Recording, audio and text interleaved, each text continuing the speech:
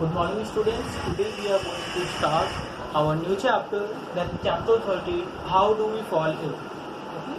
So why do we fall ill means अगर हम बीमार क्यों पड़े तो हमारी हेल्थ का क्या हुआ, हमारा हेल्थ क्या है. So before starting the chapter we should know about what is our health, या हमारे हेल्दी होने का क्या मतलब है. So health का मतलब है that health it is a state of being well enough to function well physically, mentally and socially. Means healthy होने का मतलब है या हमारी हेल्थ अच्छी है, इसका ये सीधा सा मतलब है कि हम मेंटली, फिजिकली और सोशली तीनों ही तरीके से अगर किसी भी काम को, किसी भी वर्क को कंप्लीट करने के लिए वेल हैं और हम अपना 100% भी दे सकते हैं, then it is the state of being healthy. Then हम क्या है, स्वस्थ हैं. हम क्या है, हेल्दी है. ठीक है. अब हम आते हैं कि भाई फिजिकल वेलबींग का क्या मतलब है. फिजिकल वेलबींग का मतलब है किसी काम को करने के लिए आप फिजिकली कितने फिट हो. जैसे कि अगर हम बात करें कि आपको रनिंग करनी है, you are going to participate in a game related with the running activity. अब उस गेम में क्या आप अपना 100% दे पाओगे अगर आपका पैर इंजर्ड है या किसी प्रकार की और भी कोई प्रॉब्लम है? Obviously no. तो ये हमारा हो गया फिजिकल हेल्थ. कौन सा हेल्थ? Physical health. दूसरा है मेंटल हेल्थ. कौन सा? Mental health. सो मेंटली हेल्दी होने का मतलब है कि हम किसी काम को करने के लिए मेंटली किसी तरीके के प्रेशर में नहीं है. Just like a common example, अभी बहुत सारे वर्क हैं, हमें बाहर जाना है बट खुद को बचाए रखना है. ये भी ध्यान रखना है कि बाहर किसी अननेसेसरी चीज़ को नहीं टच करना है. इवन किसी पर्सन को, किसी फ्रेंड को या अदर किसी चीज़ को भी नहीं टच करना है. साथ के साथ हमें ये भी ध्यान रखना है कि हम किसी चीज़ को भूले नहीं. मार्केट गए हैं सामान लेने और पता लगा आधे सामान भूल के आए हैं. अब इसके अलावा हमें ये भी ध्यान रखना है कि हमें कम से कम बाहर जाना है. इट मीन्स कि हमें 1 या 2 बार मिनिमम टाइम में आउटसाइड जाके मिनिमम चीज़ों को टच किए हुए, मिनिमम लोगों के कांटेक्ट में आए हुए अपने सारे वर्क कंप्लीट करके 1 टाइम में ही या मिनिमम टाइम में ही घर पे भी आना है. सो इट मीन्स हमारे दिमाग पे थोड़ा सा प्रेशर है जरूर. सिमिलरली अगर आप कोई एग्जाम देने जा रहे हो या फिर समथिंग कोई अदर एक्टिविटी कर रहे हो, जस्ट लाइक कि हम किसी टेस्ट में अपीयर होने जा रहे हैं, और अगर आपको किसी भी तरीके का घर का कोई प्रॉब्लम है, नेटवर्क रिलेटेड प्रॉब्लम है या समथिंग कोई अदर पेन्स नहीं है, नहीं मिल रही है या फिर समथिंग कुछ अदर है, सो आपका एक मेंटल स्ट्रेस का कंडीशन होगा. इन दैट कंडीशन वहाँ भी हम क्या है, अपना 100% नहीं दे सकते. ठीक है. सो अगर हम मेंटली पूरे तरीके से फिट हैं तो भी हम हेल्दी होंगे, और साथ के साथ सोशली इन द सेंस कि जस्ट लाइक हम बात करें, आपका कल एग्जाम है, कल कोई टेस्ट पेपर है या समथिंग कुछ एक्टिविटी है, और आप आज पढ़ना चाहते थे, पूरी रात तो नहीं बट सर्टेन ड्यूरेशन तक आप पढ़ना चाहते थे. बट व्हाट अबाउट अगर आपको पता चले कि आज ही बगल में शादी है या बर्थडे है या आपके जस्ट ऊपर नीचे किसी फ्लोर पे, और वहाँ पे काफ़ी लाउड साउंड बज रहा है, क्या आप इस कंडीशन में अपना 100% प्रिपेयर कर पाओगे? शायद नहीं. और अगर 100% प्रिपेयर नहीं है तो आप अपना 100% वहाँ पे परफॉर्म भी नहीं कर पाओगे. ठीक है. इसी तरीके से हम डिजीजेज के केस में आते हैं. We all know that there are certain mosquito borne disease which spread by the mosquitoes, and there are most of the mosquitoes who can cover up to a certain distance only. अपने origin place से कुछ distance 100 metre, 50 metres या certain distance तक ही वो travel करते हैं. आपने अपने घर में तो पूरी हाइजीन मेंटेन कर ली, पूरी साफ सफाई कर ली, बट आपके सराउंडिंग के आसपास के लोग वो हाइजीन को लेकर के, साफ सफाई को लेकर के उतने ज़्यादा अवेयर नहीं थे, या फिर सर्टेन अदर रीजन से कोई डंपिंग यार्ड है या फिर बहुत सारे बुशेज हैं, झाड़ियाँ हैं या फिर बहुत सारी चीज़ें, जिसकी वजह से आपका सराउंडिंग क्लीन नहीं है. Obviously we are at a higher risk of being diseased by the mosquito borne disease due to such kind of conditions which are created due to our society. ठीक है. या हम एक मेंटल स्ट्रेस का example लेते हैं. भाई कल को कोई एग्जाम है, IIT JEE या फिर अदर, सबसे ज़्यादा इम्पैक्ट कौन करता है? हमसे भी ज़्यादा वो है हमारी सोसाइटी. इनका लड़का एग्जाम क्वालिफाई कर गया, तुम अभी 2 साल से तैयारी नहीं कर रहे हो, तो ये इस सोसाइटी ने हमारा एक मेंटल स्ट्रेस क्रिएट किया. ठीक है। सो हमारा सोशल वेलबींग यानी कि सोशली हम बिल्कुल फिट हैं, फिट एंड फाइन है, मेंटली बिल्कुल फिट एंड फाइन है, या फिर फिजिकली बिल्कुल फिट एंड फाइन है। अगर तीनों ही कंडीशन से हम बिल्कुल फिट एंड फाइन है, बिल्कुल हेल्दी, बिल्कुल वेल है, और हम अपना 100% भी दे सकते हैं, then that condition is called being healthy या द कंडीशन ऑफ हेल्थ। ठीक है। Second, that disease condition, that you are suffering from any disease. अब आप डिजीज से सफर कैसे करोगे, मतलब आप हेल्दी नहीं हो। व्हाट अबाउट, जैसे हमने एग्जांपल लिया था रनिंग में, अगर आप इंजर्ड हो, फिजिकली फिट नहीं हो, तो क्या आप रनिंग कर सकते हो 100% देते हुए? शायद नहीं। ठीक है। इसी तरीके से मेंटल या सोशल पॉइंट ऑफ व्यू से अभी आपका अगर सोसाइटी ही नहीं है कि आप ज़्यादा एजुकेशन या ज़्यादा किसी चीज़ के बारे में नॉलेज है, वहाँ पे केवल आपको डिमोरलाइज किया जाता है, तो ऑब्वियसली आपको वहाँ पे सोशल वे से आपको डिप्रेशन मिला। सो आप भी सोचोगे कि यार अगर किसी ने नहीं किया, कोई नहीं कर पाया, मुझसे ज़्यादा पढ़े हुए लोग, मुझसे ज़्यादा फाइनेंशियली जो स्ट्रॉन्गर थे वो भी इस काम को नहीं कर पाए, एंड इन दैट केस भी आप नहीं कर पाओगे, आप भी नहीं कर पाओगे। सो ये कंडीशन है हमारी डिजीज कंडीशन है, मेंटली हो, सोशली हो, या फिर क्या हो, फिजिकली हो, किसी भी तरीके से। अब अगर हम बात करते हैं जैसे फिजिकली का एक और एग्जांपल, फिजिकली हम बात करें कि आप वॉलीबॉल खेलना चाहते हो, सो वॉलीबॉल के लिए बेसिकली जो रिक्वायरमेंट होती है, टॉलर चाइल्ड्स की रिक्वायरमेंट होती है, अच्छी हाइट के बच्चों की रिक्वायरमेंट होती है।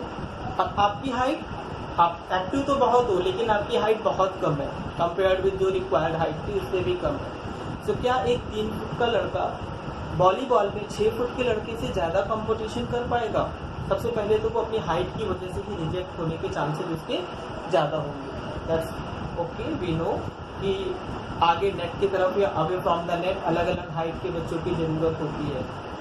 ठीक है। बट वहाँ पे हमारा हाइट क्या है, एक फैक्टर है जो कि हमें रिजेक्शन की तरफ लेके जा सकता है, और ये रिजेक्शन हमें मेंटली स्ट्रेस करेगा, तो कहीं ना कहीं हमें लगेगा कि हम और भी बहुत सारे गेम्स में और भी बहुत सारी जगहों पे अपना 100% परफॉर्म नहीं कर सकते। So that is the condition of being healthy और डिजीज।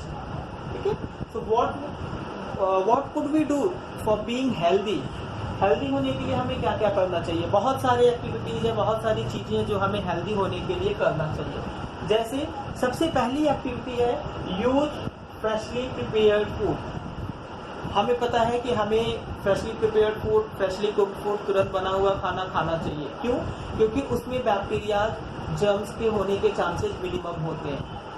जैसे जैसे खाना ठंडा होता जाएगा वैसे वैसे उसमें जर्म्स का, बैक्टीरिया का, सराउंडिंग से डस्ट या अदर चीज़ों के आने के चांसेस ज़्यादा होंगे। यहाँ से एक दूसरा फैक्टर भी आ जाता है कि अगर हम बहुत ज़्यादा ठंडा या बहुत ज़्यादा गर्म खाना खाते हैं तो हमारे डाइजेस्टिव सिस्टम या हमारे इंटरनल बॉडी पार्ट्स को भी डैमेज हो सकता है। सो हमें एक ऑप्टिमम टेम्परेचर का, एक मॉडरेट टेम्परेचर का फूड एक फ्रेशली प्रिपेयर्ड कंडीशन में हमें उसे खाना चाहिए, सो दैट हम हेल्दी रह सकें। दूसरा है फिर कि गेट वैक्सीनेटेड। आपको पता है, आप कोई भी चाइल्ड या समथिंग कोई पोलियो से या फिर डीपीटी से या डिफरेंट टाइप ऑफ डिजीज से, डिप्थीरिया एक्सेट्रा से जो है कि डिजीज हो सकता है। तो इन डिजीज से बचने के लिए हमें क्या चाहिए? वैक्सीन चाहिए। तो अगर हम वैक्सीनेशन करवाते हैं, पोलियो की वैक्सीन है, रुबेला की वैक्सीन है, या फिर there are lot of other medicine, other diseases जिनकी वैक्सीन हमारे सराउंडिंग में क्या है, अवेलेबल है। तो अगर हमने इनिशियल वे में ही उसकी वैक्सीन ले ली तो ऑब्वियसली अगेन हम बचे रहेंगे। जैसे छोटे बच्चों को पोलियो की वैक्सीन रेगुलर दी जाती है, क्योंकि पोलियो होने का मैक्सिमम चांस छोटे बच्चों को ही होता है। ठीक है। तो छोटे बच्चों को पोलियो से बचाने के लिए क्या किया जाता है? वैक्सीनेशन किया जाता है, डीपीटी का, डीटी का और अदर बहुत सारे वैक्सीन लगाए जाते हैं। तो हम वैक्सीनेशन की हेल्प से भी क्या कर सकते हैं? डिजीज फ्री हो सकते हैं। तीसरा है maintain sanitation and hygiene of the surrounding. Not only the personal hygiene, not only the personal sanitation is required, but also the surroundings sanitation is required. Why? Because as we discussed earlier in the same video that the disease can be spread due to the surrounding. So surrounding की disease से, आसपास की बीमारियों से बचने के लिए भी क्या है? हमें अपनी हाइजीनिक को मेंटेन करके रखना पड़ेगा। जैसे कि हम बात करें अभी कोरोना से बचने के लिए हमें क्या चाहिए, कोविड-19 से बचने के लिए आपको क्या करना पड़ रहा है, अपनी सराउंडिंग से भी बच के रहना पड़ रहा है। साफ सफाई, बाहर से आते ही नहाना, बाहर से आते ही जो है कि कपड़ों को चेंज करना, हैंड सैनिटाइज करना, रेगुलर हैंड वॉश करना, ये सारे हमारे क्या है, सैनिटेशन का या हाइजीनिक का एक पार्ट हो गया। ठीक है। Other than we have to use the seasonal fruits. हमें पता है मार्केट में बहुत सारे फ्रूट्स अवेलेबल है और कुछ फ्रूट्स ऐसे हैं जो through out the year available होते हैं। उनमें से कुछ नेचुरल हैं, कुछ जो है हाइब्रिड तरीके से टेक्नोलॉजीज का यूज करके डेवलप किए जाते हैं। ठीक है, इंजेक्शन से अदर। सो हमें नेचुरल फ्रूट और जो सीजनल फ्रूट्स हैं उन्हें ज़्यादा प्रेफर करना चाहिए, क्योंकि सीजनल फ्रूट्स क्या करेंगे, हमारी इम्यून सिस्टम को स्ट्रॉन्ग करेंगे। So another method to be stronger with the help of the immune system, from the point of view of the immune system. अगर हम इम्यून सिस्टम को अपनी स्ट्रॉन्ग रखेंगे तो भी हम डिजीज से क्या हो सकते हैं, बच सकते हैं, यानी कि हेल्दी रह सकते हैं। ठीक है। अब ये डिजीजेज दो टाइप की है on the basis of duration and impact. ठीक है, acute disease and chronic disease.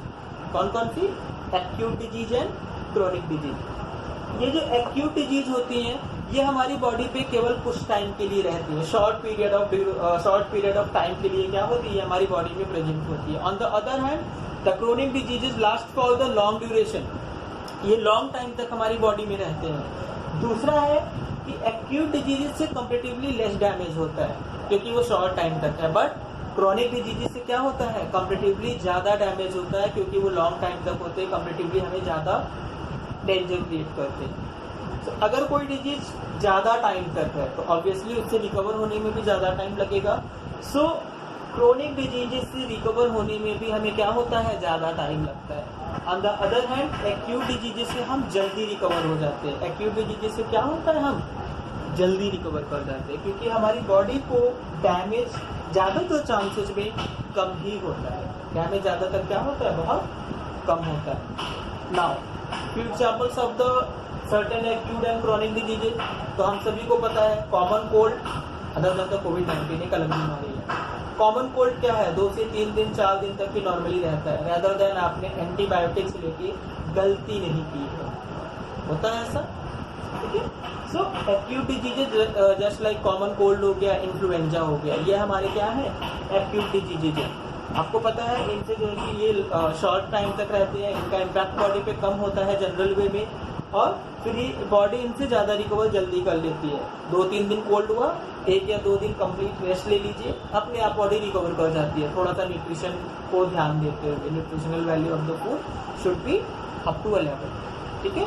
Then chronic disease, diabetes, cancer, ये सारे हमारे क्या है, पार्ट ऑफ क्रोनिक डिजीजेज है क्योंकि ये बहुत लंबे टाइम तक हमारी बॉडी में रह सकते हैं और इनका इम्पैक्ट भी बहुत लंबा होता है। जैसे आपका ब्लड शुगर लेवल चेंज होना, फ्लक्चुएट करना हर डायबिटीज पेशेंट के साथ लगभग बहुत कॉमन होता है। लेकिन अगर ये फ्लक्चुएशन यानी कि ब्लड शुगर कभी हाई हो रहा है, कभी लो हो जा रहा है फ्रॉम द नॉर्मल लेवल, अगर उससे बार बार ऊपर नीचे हो रहा है, स्पेशली हायर लेवल आपकी किडनी या अदर बॉडी पार्ट्स को इतना ज़्यादा बैडली डैमेज कर सकता है। सबसे ज़्यादा किडनी, आइज की लेंस को और बाउंड्स को, चोट वगैरह को ये इम्पैक्ट करता है। ठीक है। ऑन द अदर हैंड अगर लो शुगर हुआ तो तुरंत ये कोमा की कंडीशन क्रिएट कर सकता है। एक लेवल से ज़्यादा अगर शुगर लेवल लो होता है तो आप कोमा की कंडीशन में followed by the death condition can be there. ठीक है। तो ये हमारे कुछ क्या है, कॉमन पॉइंट्स है एक्यूट डिजीज और क्रोनिक डिजीज के बारे में। Okay, now we will study further for infectious and non-infectious diseases. Thank you.